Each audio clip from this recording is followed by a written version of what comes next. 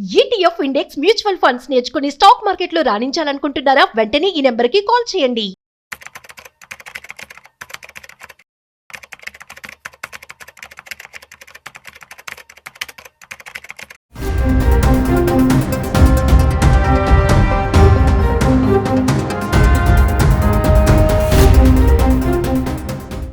నమస్తే, welcome back to Suman TV. ప్రస్తుతం మనతో పాటు ఉన్నారు ఎనలిస్ట్ మందరి కృష్ణారెడ్డి గారు. సార్తో మాట్లాడదాం.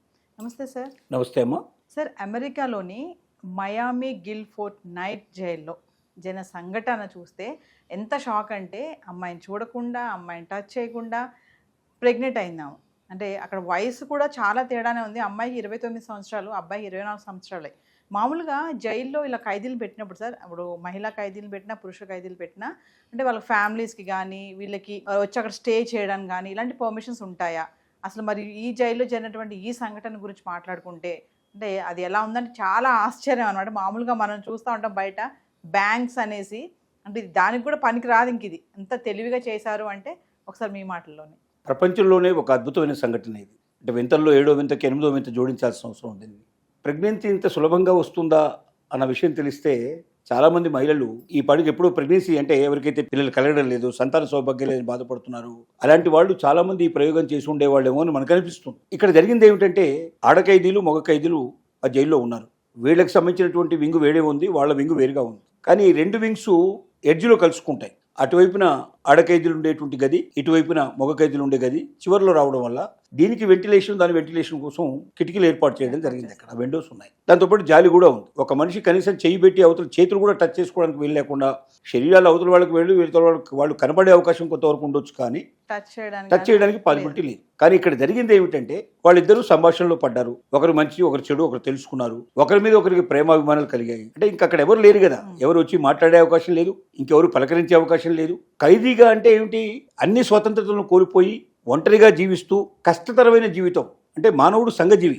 సమాజంలో ఉన్నప్పుడే, 10 మందితో కలిసి తిరిగినప్పుడే, తన మంచైనా చెడైనా ఇతరులకు తెలిసినప్పుడే, ఇతరుల విషయాలు తను తెలుసుకున్నప్పుడే సమాజంలో సంతోషంగా, ఆనందంగా మూవ్ అవడానికి అవకాశం ఉంది. శరీరం కాదు మనిషి అంటే, మనసు. ఆ మనసు ఎప్పుడైతే ఆనందంగా ఉంటుందో అప్పుడు మనిషి సుఖంగా ఉన్నాడా, సంతోషంగా ఉన్నాడా, స్వతంత్రంలో ఉన్నాడా, ఏ రకంగా ఉన్నాడని చెప్పడానికి ఒక అవకాశం ఏర్పడుతుంది. కానీ జైల్లో ఆ స్వతంత్రత ఉండదు. ఎవరికి వాళ్లే ఒంటరిగా జీవితం గడపాలి. గదుల్లోనే ఎక్కువసేపు ఉండాల్సిన పరిస్థితి ఏర్పడుతుంది. బయట స్వేచ్ఛతనం ఉండదు. అక్కడ కొద్ది గంటలు మాత్రమే కాలకృత్యాలు అవి తీర్చుకోవడానికి వదిలిపెడతారు. మిగతా టైం అంతా కూడా ఇక్కడ ఉండాల్సి వస్తుంది. కొంతమంది ఇంకా జీవిత ఖైదీ పడి కఠినం ఉండేటువంటి వాళ్ళు ఏదైనా కఠినమైన పనులు చేయాల్సిన పరిస్థితి ఏర్పడతాయి. ఇలాంటివన్నీ ఉంటాయి. ఇక్కడ వీళ్ళిద్దరూ, ఆవిడకేమో 29 సంవత్సరాల వయసు, ఇద్దరికి 24 ఏళ్ల వయసు. ఇద్దరు ఒకరినొకరు ఇష్టపడ్డారు, ప్రేమించుకున్నారు. అంటే ఇక అక్కడ వాళ్ళిద్దరి తప్ప ఇంకెవరు మాట్లాడుకునే పాసిబిలిటీ లేదు. కాబట్టి అంత గ్యాప్ ఉంది.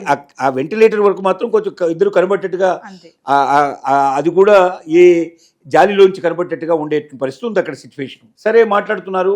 కొద్ది రోజుల తర్వాత తను ఏమి ఎక్స్పెక్ట్ చేశాడంటే, నేను నీ బిడ్డకు తండ్రిని కావాలి అనుకుంటున్నాను అని చెప్పాడు. ఇది ఎలా సాధ్యం? వాళ్ళు డిస్కస్ చేసుకున్నారు. ఒక ప్రయత్నం చేస్తే ఇది సాధ్యం అవుతుందేమో చూడండి అని ఆవిడైంది. కట్ చేస్తే ఆవిడకి గర్భం వచ్చింది. అది గర్భం కాదేమో అని ముందుగా అందరూ అనుకున్నారు. కానీ అన్ని పరీక్షలు చేసిన తర్వాత అది గర్భం అని నిర్ధారణకు వచ్చవడం జరిగింది. ఎవరైనా రేప్ చేశారో అని స్టాఫ్ ఉంటారు కదా, స్టాఫ్లో మగవాళ్ళు ఎవరైనా ఆవిడ ఇష్టానికి వ్యతిరేకంగా కానీ, లేక ఎవరితోటో గడపడం వల్ల ఏమైనా వచ్చిందా? సాధ్యంగా అది సాధ్యం కాదు. ఎందుకంటే అన్ని కెమెరాలు, మొత్తం సీసీ కెమెరాలు ఉంటాయి. ఇక్కడ ఇండియాలో ఉన్నట్టుగా, ఇండియాలో కొంత రాత్రిపూట దొంగలు బయటకు వదిలిపెట్టేసి మళ్ళీ తెల్లవారు దొంగతనం చేసి జైల్లోకి వచ్చిన సంఘటనలు కూడా మన దగ్గర కొన్ని జరిగాయి. అక్కడ అలా ఉండదు, చాలా స్ట్రిక్ట్ గా ఉంటుంది. ఖైదీల పైన కూడా ఇలాంటి జరుగుతూ ఉంటాయి కదా సార్? ఏవి? మహిళా ఖైదీల పైన కూడా. మహిళా ఖైదీలపై అఘాయిత్యాలు ప్రతి జైల్లో సర్వసాధారణంగా జరిగినటువంటి విషయమే. అసలు కొన్ని బయటికి రావు విషయాలు, కానీ బయటకు వస్తే అవి చాలా హృదయ విదారకంగా ఉంటాయి, చాలా ఘోరంగా ఉంటాయి. గర్భవతులైన వాళ్ళు కూడా ఉన్నారు, గర్భాలు తీయించేసిన పరిస్థితులు కూడా, సంఘటనలు కూడా ఉన్నాయి.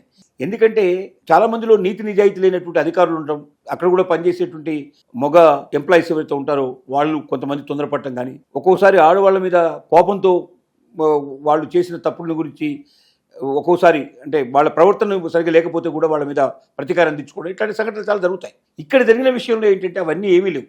ఇక్కడ చాలా పీస్గా జరిగింది. ఎవరు ఏ రకంగా కూడా బలవంతం చేయడం కానీ, ఇంకొకరు వచ్చి ఆవిడని శారీరకంగా టచ్ చేయడానికి కానీ అవకాశం అక్కడ ఏమీ లేదు. మరి బిడ్డ పుట్టింది. బిడ్డ పుట్టిన తర్వాత అప్పుడు DNA టెస్ట్ చేశారు. అంటే ఆవిడ చెప్పింది, అతని వల్ల నాకు గర్భం వచ్చింది, కానీ మేము కలుసుకోలేదు అని చెప్పింది. DNA టెస్ట్ చేస్తే అతనే బిడ్డకు తండ్రి అని చెప్పి తెలియదు. ఇది ఎలా సాధ్యమైంది? అప్పుడు కానీ దానికి సంబంధించిన రహస్యం బయటికి రాలేదు. ఏంటంటే, ఇతను తన స్పెర్మ్ని ఒక పేపర్లో చుట్టేసి ఆ వెంటిలేటర్లోంచి దాన్ని అవతలికి వేసేయడం జరిగింది. అది ఆవిడ చేరే పరిస్థితి ఉంది. అది ఎలా జరిగిందో కూడా మరి మనకు పూర్తిగా తెలియదు. కానీ లేదా ఈ రెండు దగ్గరగా ఉంటే విండోస్ ఏమైనా మరి ఏదైనా కర్ర కానీ దాన్ని నా చుట్టేసి దాంట్లో పంపేయడం జరిగిందా, ఏదో మొత్తం మీద ఈ స్పెర్మ్ అవతలికి వెళ్ళింది. దాన్ని ఆవిడ మామూలుగా ఇంజెక్షన్ రూపంలో తీసుకోవడానికి కానీ అలాంటి ఏదో ఒక పరికరం తన దగ్గర ఉంది. అది బహుశా శారీరకంగా తనకున్నటువంటి ఏదైనా అసౌకర్యం గురించి కానీ వాటి కానీ ఏదైనా ఒక కార్యక్రమంలో ఆ రకమైన ఒక పరికరం తన దగ్గర ఉంది. ఆ పరికరంతో తను తన రహస్య ప్రదేశంలో తను ఇంజెక్ట్ చేసుకోవడం జరిగింది. అలా ఇంజెక్ట్ చేసుకోవడం ద్వారా 1 నెల రోజులు కంటిన్యూస్గా ఈ ప్రాసెస్ చేశారు వాళ్ళు. తను 3rd మంత్కి ప్రెగ్నెన్సీ వచ్చినట్టుగా తను కన్ఫర్మ్ చేసుకోవడం జరిగింది. అది అంటే ఎవరు ఏ డాక్టరు సహాయం చేయలేదు. అసలు వాళ్ళు పెద్దగా సైంటిస్టులు కారు, వాళ్ళిద్దరు డాక్టర్సు కారు, దీనిలో గొప్ప నాలెడ్జీ వాళ్ళకి లేదు. కానీ అతను ఒక ప్రయత్నం చేయమన్నాడు, ఈవిడ ఆ ప్రయత్నం చేసింది. ఆ ప్రయత్నం సక్సెస్ అయింది. తత్ఫలితంగా తన గర్భవతి అయింది, బిడ్డ పుట్టడం జరిగింది. ఇది ప్రపంచంలో ఒక గొప్ప వింత.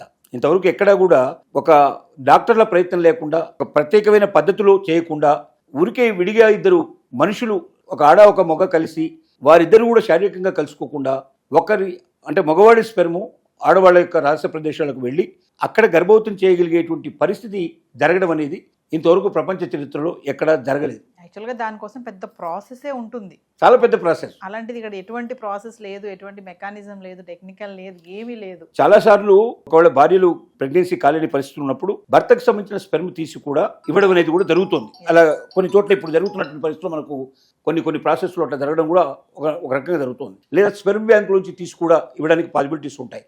కానీ ఏది ఇచ్చినా డాక్టర్ పర్యవేక్షణలో అతి జాగ్రత్తగా దాన్ని కొన్ని డేస్ ప్రత్యేకంగా ఫిక్స్ చేసి దాని ప్రకారం పంపిస్తారు. కానీ ఇక్కడ ఏమీ లేదు. ఒక లేమ్యాన్ అంటే ఏమీ తెలియనటువంటి వాళ్ళు, ప్రత్యేకంగా నాలెడ్జ్ గొప్పగా లేని వాళ్ళిద్దరు కలిసి చేసినటువంటి ఈ ప్రయోగం ప్రపంచానికి భవిష్యత్తులో ఒక కొత్త మార్గానికి ఇది దారి చూపించేందుకు అవకాశం ఏర్పడిందని చెప్పాలి. కొంతమంది ఏం చెప్తున్నారంటే, ఆనాడు కుంతిదేవి లాంటి సూర్యభగవాన్ని తలుచుకొని ఆవిడ బిడ్డ ప్రసవించింది అంటే బహుశా ఇలాంటి పని ఏదైనా జరిగి ఉంటుంది. ఎందుకంటే శారీరకంగా తను టచ్ చేయలేదు కాబట్టి కుంతిదేవిని మనం పవిత్రంగానే భావిస్తాం. అంటే తన పవిత్రతకి ఏ రకంగా భంగం కలగలేదు. మరి భంగం కలగకుండా బిడ్డను ఎలాగైనది? ఏదో మాయానంగానే కాదు కదా, ఖచ్చితంగా ప్రాసెస్ ప్రకారం జరిగి ఉంటుంది. ఆ ప్రాసెస్ అంటే తమ యొక్క స్పెర్మ్ని ఆవిడకి ఇచ్చుంటారు. ఆ స్పెర్మ్ని ఆవిడ ఏదో రకంగా తన రహస్య ప్రదేశంలోకి పంపించుకొని తద్వారా బిడ్డను కలిగి ఉంటుంది అని కూడా కొంతమంది దీని మీద తమ అభిప్రాయాన్ని వ్యక్తం చేస్తున్నారు. ఏది ఏమైనప్పటికీ భవిష్యత్ తరాల్లోకి భవిష్యత్తు లోపల అతి సులభంగా తను ఒకవేళ తను తలిచినటువంటి వలచినటువంటి పురుషుడు ఎవరైనా ఉంటే ఆ పురుషుడు ద్వారా తన బిడ్డ కనగాలని అనుకుంటే కూడా తను సులభంగా బిడ్డను కనడానికి అవకాశం ఉంటుంది. ఒక మహిళ మాతృమూర్తికి అనేటువంటి విషయాన్ని కొత్తగా రుజువు చేయడానికి ఇది ఒక మార్గంగా ఏర్పడింది. భవిష్యత్తులో బిడ్డల పుట్టుకకి ఒక కొత్త మార్గాన్ని ఎంచుకునే అవకాశాన్ని కల్పించినట్టు అవుతుంది. ఇది వింతల్లో వింత, ఇది సమాజానికి పనికొచ్చే వింత, ప్రపంచ గతిని మార్చగలిగే వింత అని చెప్పక తప్పదు. Thank you sir.